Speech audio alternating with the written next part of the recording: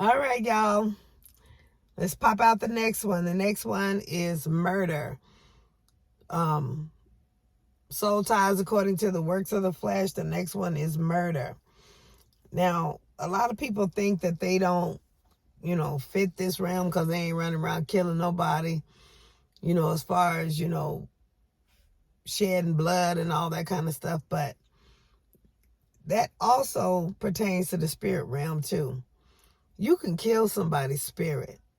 Life and death is in the power of the tongue.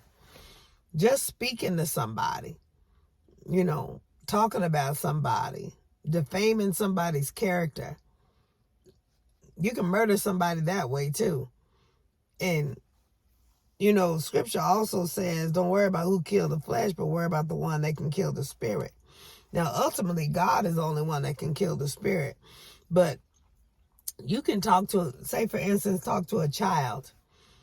And, that child ain't never going to be nothing. And, that child receives that, what you saying. And that hinders that child's walk. People can say stuff to people and you don't never know where they at. Or even not even that. You can say stuff to people and push their spirit down. And next thing you know, you hear about somebody committing suicide. We got to be careful what we say to people. Our words carry weight. People don't understand. That little old nursery rhyme, sticks and stones may break my bones, but word will never hurt me. Well, that was the biggest lie that they ever told out there. Because words will hurt. God used words, the word, to create everything. He didn't use no shovel. He didn't use no physical strength. Not by might nor by power, but by his spirit. Our spirit is our words. That's what's written on our heart. So we have to be careful what we say to people, and even in our behavior, our body language, what we do and what we don't do. We got to honor our word, first of all. There was a situation, like, for example, in honoring our word and our body language, how you can kill somebody. There was a situation I was in not too long ago where I was trying to show my nonprofit, be a blessing to another individual's organization. So the link up would be good because, I'm case management and they ministry. I think it would have been perfect. I think that ministry would still be up and running, at the level that it was, had that connected. But in trying to link up with this person, always setting a date, always setting a time. But on that day of that time, that person would never show up. It's always something come up or whatever. So, and this took place for a whole year. And then the next thing you know, that person is not there anymore. So when somebody is excited or expected, to do something, you don't honor your word, they start thinking things, maybe it's me, maybe something wrong. I am got a little bit more skin than that. I saw different other things in that. So, some people are intimidated by others. And I say that because this individual used to always come to me when we were in the same vicinity.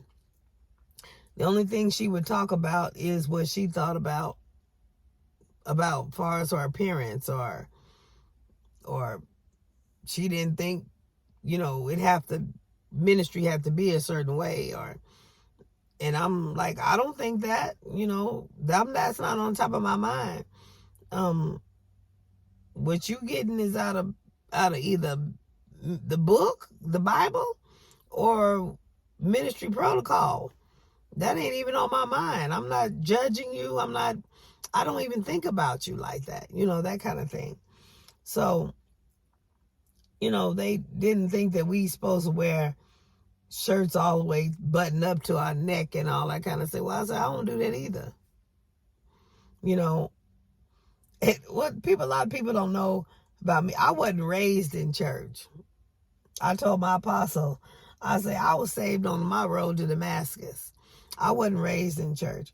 My grandmother used to have me go over to my godparents' house, which would take me to choir rehearsal, to sing. But that was just to give her time to by herself to where she can sit there and snap them peas and watch her soap operas. When you in church like that, you really don't get nothing out of it. It's just somewhere to go, something to be. I used to go there and play with my friends or whatever. Yes, great memories that you lean back on, but I can't say nothing in my life right now that is going on that I could actually pull from anything in that time. So when I went through what I went through and needed God, needed supernatural power, that's when I began to cry out to him. And like I say, he saved me on my road to Damascus. So I don't really know church protocol. I'm what they call a roughneck. And I believe God ordained it that way because all of that tradition ain't saved nobody. Tradition ain't helped nobody either. The routines, it's good to have order and structure, but you got to be flexible. You got to be able to bend and mend with the times. You'd learn that in marketing too. I mean, you can keep doing things one way, but modern technology and marketing, the things change.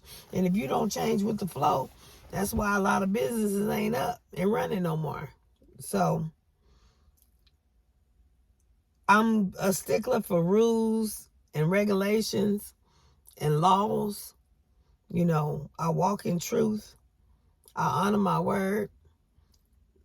But I'm flexible. If the spirit come in and want to do something different, I'm willing.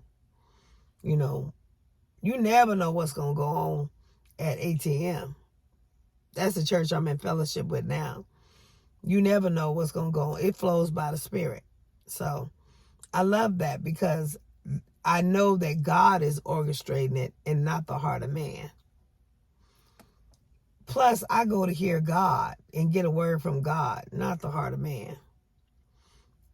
So, in going back to talking about murder, when you don't honor your word, with children, and I'm going to say this because, we know it as that, but women do it too. You got a lot of fathers that tell their kids, make promises to their kids, and they don't show up. And that really destroys the child's heart. It destroys their spirit. My children went through that. And it took a long time. Matter of fact, that was one of the major reasons why I began to get in psychology. And so that I could be able to counsel and, be able to do things and help my own self and what I came out of, the sexual abuse and all that kind of stuff. And then my children was running around so sad looking, depressed, unhappy, and learning how to talk to them and associate with them to get them to release some of that pressure off of their heart. Them running around, what's wrong with them? They ain't good enough. That's what goes through a person's mind when they set up something with somebody and that person don't show up. I mean, repeatedly don't show up. So back to the young lady, I tried to set up a meeting for a whole year. A whole year, right before we supposed to meet, something happened. Something always happened. I learned that she didn't want to have a meeting with me. She couldn't tell me that. And it wasn't so much the idea or whatever. It was the fact that she felt convicted. Every time she saw me, I was walking in the way that she was supposed to be walking because she was supposed to be a leader. I mean, and she was supposed to be leading me. That part.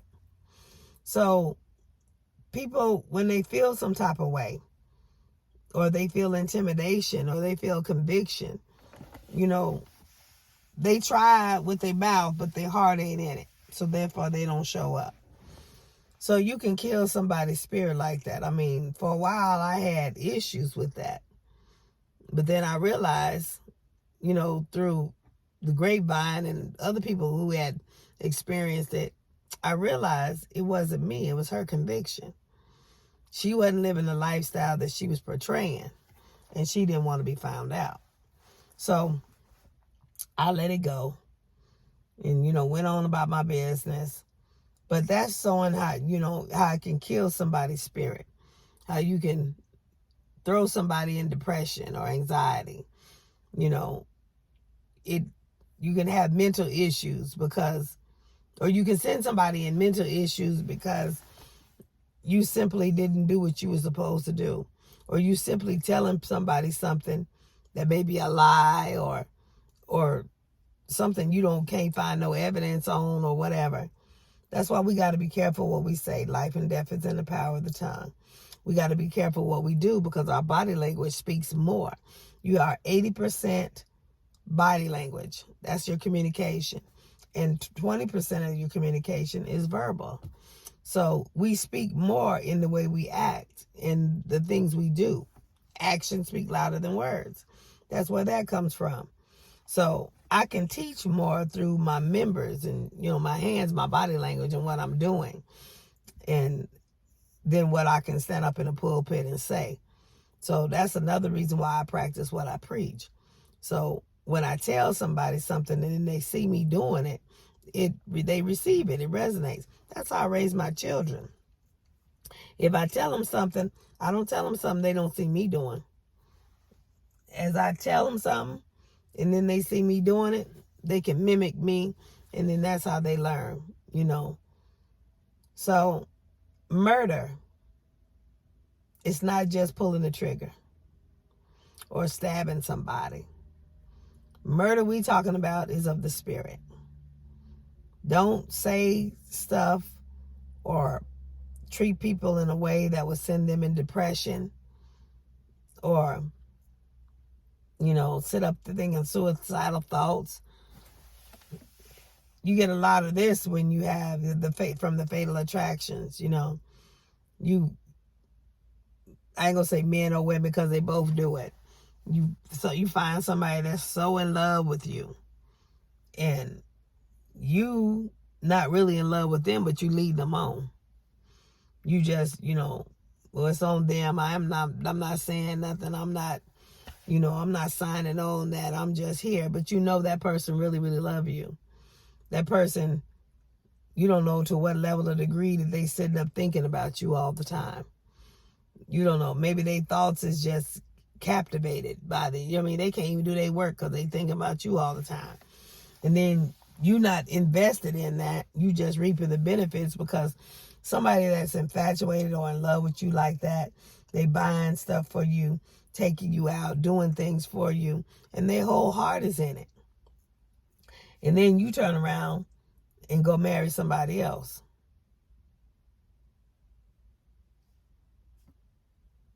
You can feel the murder in that one.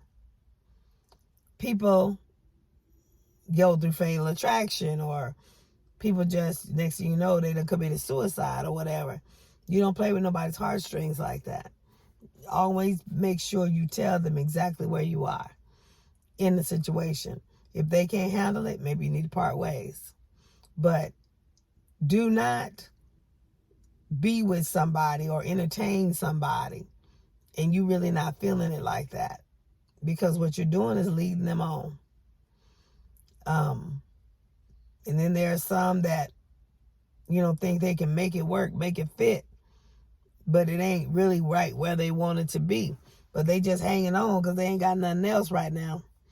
And they just trying to see, well, maybe I can make this work. Maybe I can see if this gonna work. But you still leading them on because you taking up space in their life and you unsure. They could be doing something else. And the more and more that you lead somebody on, the more and more you entertain them, the deeper it gets. So you hear a lot of stories where a man been with a woman. Well, I'm going to say I heard a lot of stories where men, I'm sure there's women that do the same thing. But a man been with a woman so long, and next thing you know, he done married somebody else in her face. Stuff like that.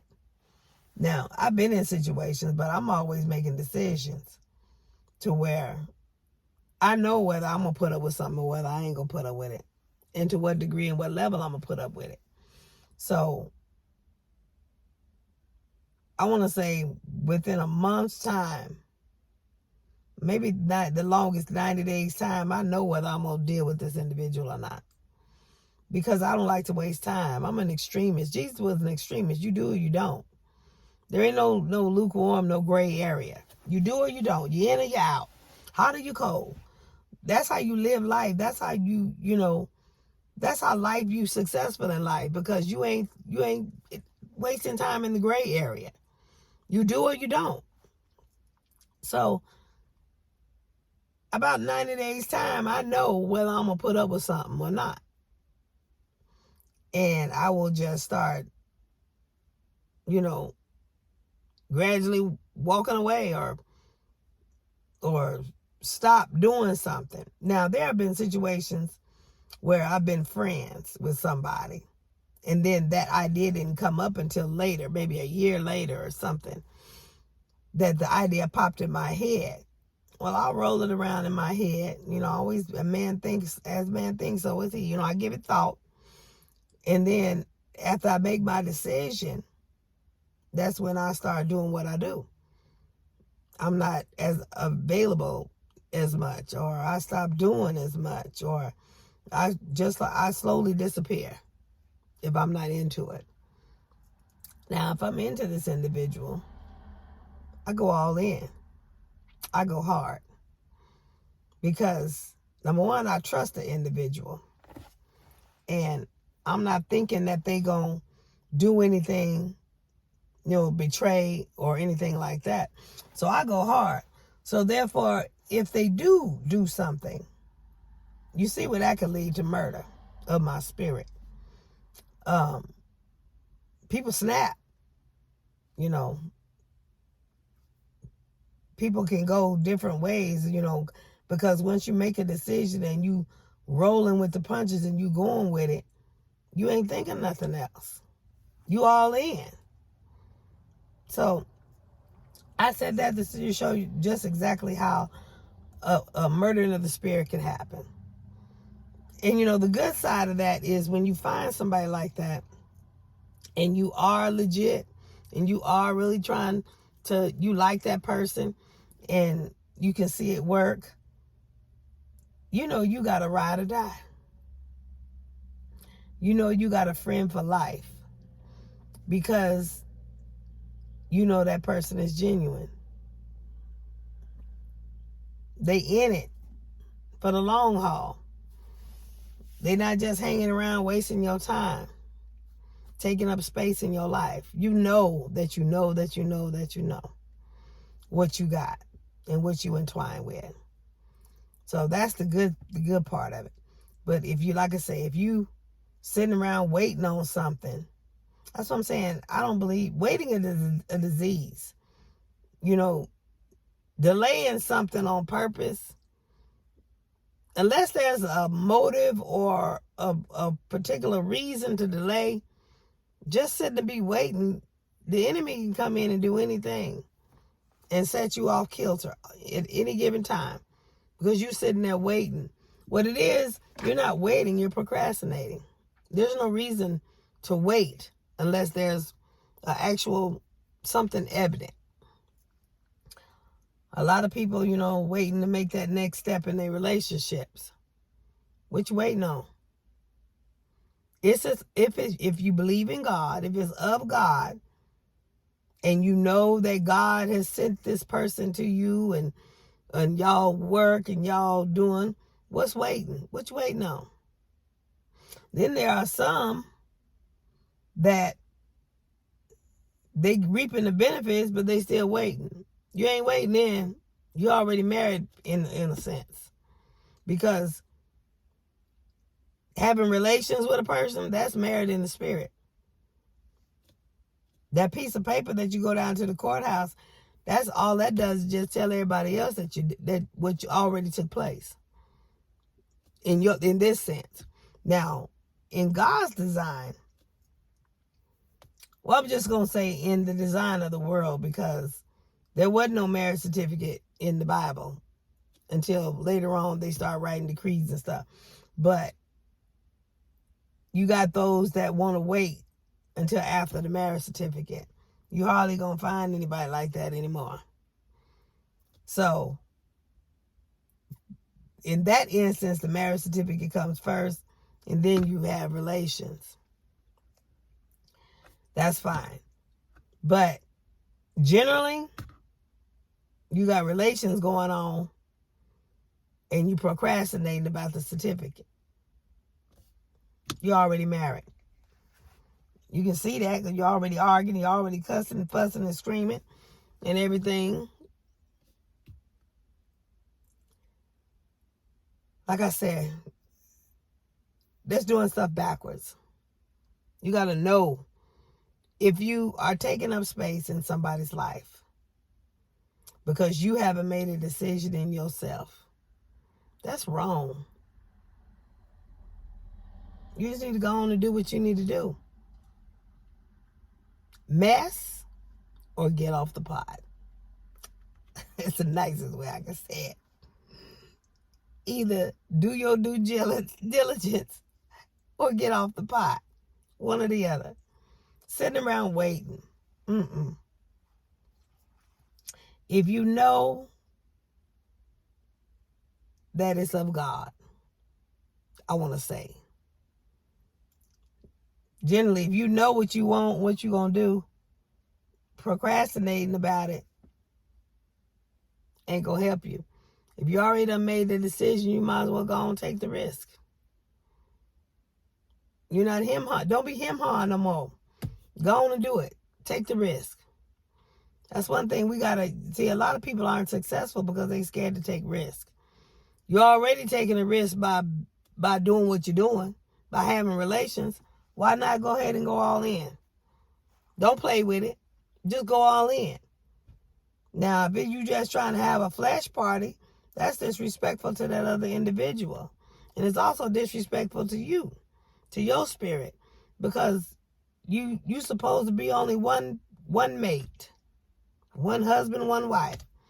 If you just playing the field, that's an abomination to God. That's fornication. And if that person married, that's adultery. So, if you're in a situation where you can't go all in because that person is connected or committed to somebody else, you're still wrong. Walk in truth. In truth, there's freedom. If you ain't got no freedom, you ain't walking in truth. Do whatever you got to do to walk in truth, to be free. Anyway, like I said, I'm going to get off of here. That's murder. Murder is not so much killing the flesh, shedding blood. But to murder, don't forget we can murder the spirit. Especially our children, our youth. We got to be careful what we say to them. We got to be careful what we modeling in front of them, what they're learning, what we're teaching them through our body language. We got to be careful because it's hard to unlearn something. You got to unlearn, to unteach something, if that's a word. It's hard to do that because once you get it in you, it's like Pandora's box. It takes days or 21 days or something to break a habit or whatever. You still got it in you. You still know. You learned to ride a bike when you was a youngster, some of us. I know my son, my baby boy, he don't know how to ride a bike yet. I mean, he got the idea of it, but he can't ride a bike yet. So some of us learned to ride a bike when we were young. I'm 50-some years old. That don't mean I forgot it. That don't mean I can't get out there and ride it again. It might take a little bit, 'Cause I'm a little older and I'm not as strong as I used to be, but I still know how to ride a bike. So whatever you teach a child, whatever you show a child, that child's still gonna remember. You know, open up the idea. You know, open up their brain to that. So we got to make sure we don't teach our children abominations by being one or living one. Make sure that we walking upright and honorable in front of their eyesight, because a lot of these children I was talking about the other day, they embarrassed of their parents. They embarrassed of the lifestyle and the way their parents acting and how their parents are living. They embarrassed. There are children that can't stand the fact, you know, they don't want nobody to meet their parents because they just embarrass their parents and how their parents do and how their parents are. You know, you always got the one that's sloppy drunk and causing all kind of mess and havoc and hell, and you got the one that's gossiping. There are children that are embarrassed of their family. Don't be the person that they embarrassed of. That kills their spirit. When they can't say that they honor or they proud of their mom and dad, that kills their spirit. That's murder. They got to come out of your house and come out and rewire their whole self to get something totally different, because they didn't get it from home. Not if you're doing like that. I went to school and been in school ever since. Now I'm taking a break now because I need, you know, finances for this next class or whatever, to finish this next class. But I saw a lot of things in life that I wasn't privy to, and that catapulted me into education. So I wanted to learn how to make money like my other nations do. You know, some people make money while they sleep. You know, they don't have to work as hard. You know, learn investments, learn stuff that, you know, really don't teach you in school. You got to put your effort in to learn for yourself. But I wanted something different. And that's the road that I took. After coming out of drug addiction, prostitution, all that. So, and one thing that catapulted me out of that, you know, number one was God, because I couldn't have done it without him. But the very next thing that catapulted me out of that is I never wanted my children to look at me and look down on me. I wanted the respect of my children. So I had got out of that and stopped doing all of that before my first child was born. I wanted, you know, them to be proud of me, because I had been through so many things in life. I was too busy running around trying to make everybody proud. I lived with a strong grandmama. You know, I love her to life. She gone home now, but I lived with a strong grandmama. Let's just say that. And I was always trying to make myself look, you know, I wanted her to be proud of me and my grandfather. After a while, I got tired. I felt damned if I do, damned if I don't. And I went on out there and I became the thing that she always said I would become. And I got my ministry. I got my lesson, my testimony. But there are children that just want to be loved by their parents. They just want to be proud of their parents. My boys, they never understood back then why their father used to choose the things that he chose versus spending time with them. So children may not say nothing, but it affects them. It kills their spirit. It paints a picture that they shouldn't have to deal with just by looking at how we live. Are we upright and upstanding before our children? Are they proud to call you mama? Are they proud to call you daddy? That's one thing I can say. My children, they proud of their mama. And that allowed me to be proud of me. Because I remember where I came from. There was a time that I wasn't here. And like I say, all glory belongs to the Lord. All glory belongs to the Lord. I am so honored to have the respect and the affirmations of my children. I don't see that a lot. So I don't take that lightly. Everybody, my kids, I can't stand calling them kids. My children, they got friends that always talking about they wish their mama was like me, or they want to share their mom. Can I share your mama? You know, that kind of thing. So what I try to do is try to see what they doing to try to help them, you know, talk to their parents. Because can't nobody be like me but me. And I can't be the old woman in the shoe. So most of the murder that takes place is in the household. It's in how we act amongst our children. Be careful. Be aware of the witness that you are exemplifying before your children. If they was doing an interview about you, but you know your best interviews comes from asking others that know you. So if they was to do an interview about you and they asked your children what they thought of you, do you know what they would say? Do you know how they would be your electronic resume? I have an electronic resume. I have a friend. Matter of fact, like I said, he ain't the first friend I've had, that, talked to me about me like this.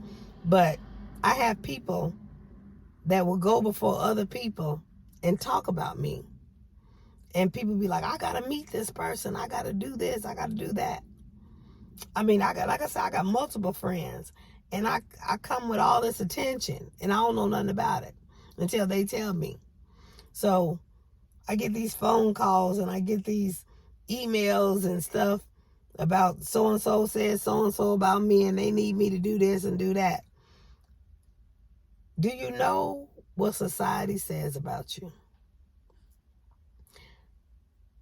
What picture are you painting in society that's about you?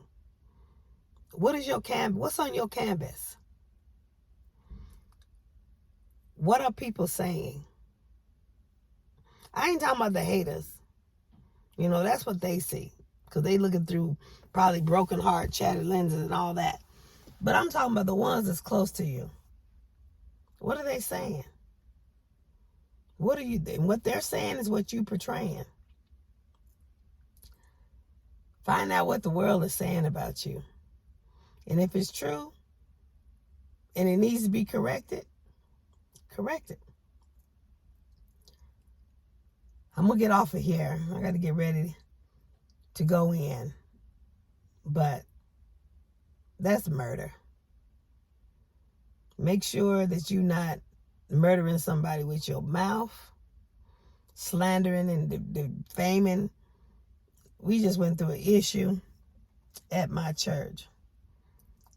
I didn't even know that this was going on, utterly possible, about this individual that they were talking about, which is so far-fetched. So far-fetched. I don't even know how they got them lies together. Because as long as I've known this individual, I've never seen no ill. Now, she ain't perfect. She being made perfect just like the rest of us. But some of the things that was being said about her had no weight at all. None whatsoever. Very highly educated. Heart of gold. But because they jealous and envious, like they talked about yesterday, they feel somebody some type of way. They put their mouth on people. And, they slander other people's name. Try to make it bad for them. But what you got to realize is you're making it bad for yourself when you do that. Because when the people find out the truth, when they really meet the person and see that that person isn't like that. I even had an issue one day. I was giving out food out of my food pantry, out of my garage. And this gentleman came over. And he just said it. He just said, Dr. Bell, I'm hearing all these stories. And I'm hearing about your character. And I'm hearing certain things. He said, but I don't see that. Do you know? I didn't even know that was out there about me. I was like, no, you see what I do. I say, I turn my garage into a pantry because, I'm trying to help people. I'm trying to, I am the real deal. And when they learned that I was the real deal, they went back and told all the rest of them that they was a lie. Because they lied, it just made their character look that less credible. So, be careful what you say. Be careful of the witness that you present to others. Some of them gonna lie just because the lie. That's what's in them. We can't worry about that. We just make sure we walking in truth. But be careful that you not being what they say. Be careful you doing what you supposed to do. Be careful that your story out there is the story that you wrote and not what the world is writing negative on you. Don't write no negative story for yourself. One of my favorite scriptures, don't let your good be evil spoken of. You got to pay attention to who you hanging around. If you hanging around evil people, they going to speak evil of you. That's murder. Defamation of character is murder. That's why stuff ain't going right in their life. That's why hell is burning hot. That's why the ground is supposed to open up on some people. And they going through all kind of stuff. Because they just being evil, putting their mouth on murdering the spirits and the characters of others. God's word is true. It don't matter what I think about it, what you think about it, or what spin you put on it. God's word is true. You just need to line up. Or be looking like a fool. Because it will be exposed. Like I said, I'm going to get off of here.